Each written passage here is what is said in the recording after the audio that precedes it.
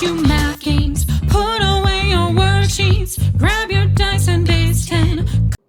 Welcome back, Math Maniacs. We are here again to show you a new game from, I know, Boxcars and One-Eyed Jacks, copyrighted. Thank you so much for letting us share these games with you. Yes, you will see me. I am a love of Boxcars, so I really go to these books and resources a lot. This one is called Six Digit Traveler. It's working on place value, but what I really love about it is it can be so versatile. I would probably recommend this game used from grade 3 to 6. If you go any lower, you might be having some advanced children that could do it, but at the end, we are adding multiple numbers together. So they could do the game, but then the adding part at the end might be a bit tricky. So all you're gonna need is some cards, 6-sided dice, and the variation I've added for decimals is a little counter to mark as the decimal point. Let me show you how to do it. So welcome back. Here we are demonstrating Six-Digit Traveler.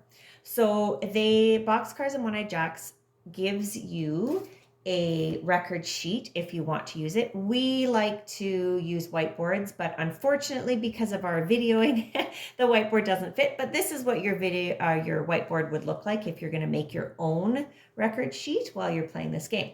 So you're going to write your number you create here, and then you're going to write the expanded notation version there. Okay, so you're going to get your 6 cards, but the first card you get is in the ones, the tens, the hundreds, so you can't arrange them where you want them. And it doesn't really matter because the die is going to show you what place value you're going to be in. The place value, there's the third place value, so you're going to start from the ones, the tens, and the hundreds. So this is the place value you're going to expand, and it's 8 hundreds. So now it's going to look like this on your playing board. So you write the whole number in this spot. So you have 923,864, and you're going to circle the third place value. So you have 1, 2, 3, you circle the 8, and you're going to expand 800. So over here, you only write 800. Okay, now then your partner goes. Now you could go back and forth. You could do this solitarily. So you just do your 5 numbers and then add them up. They say you can go up to 10 variation if you don't have time, or if you don't want 10 numbers to add up, you can just do 5. Now we're going to the second number. 1. Now I have 615,298. Going to roll the dice on. Okay, 4. Let's try 4. A little bit different for us. So 1, 2, 3, 4. So we're in the 4th place value, which is 5 thousandths. Now I'm going to show you to write it on your game board. I know we don't have enough room. Sorry about that. So we write our full number and circle the 4th place value. I like to keep them lined up as best I can when I'm writing the numbers so that they know that this is a separate place value. 5,000. Again here, writing 5,000. Sometimes I do this on grid paper so that they fill it up and it's already pre-lined up for them so that when they're adding them at the end, everything's all lined up. So jump ahead here. We've picked some numbers just to show you the final part of it. So here you've played to 5. Now what you're going to do is you're going to add up all of your expanded notation. My number is 95,831. My partner would add up theirs. You could do greatest wins, least wins.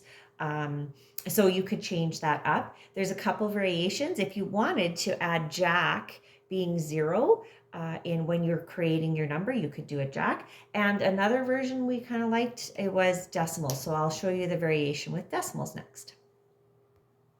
Okay, so a variation for decimals, you could do tenths, hundredths, thousandths, depending on what grade you're working with. I would still use the 6 numbers, 6 cards. So still turning them over in order. Oh, there's our Jack for zeros if you would like. Now what I would do is depending on when you decide. So if you're going tenths, want to use a little counter there just as a visual for the children to know. And then again, like if you're going to go hundredths, thousand, this can just be moved whatever. So your kids can pick where they want to challenge themselves with. Then the same applies. Roll, you're going to go to the fourth place value, write this expanded notation as 4, and then do that 5, 10 times, depending on how much time you have. And then at the end, add up all your place values. So one thing I would like to say is if you get a 1, and this is 1, watch to make sure they're holding that 0 place values, the 2 zeros here, to hold that place value for thousands.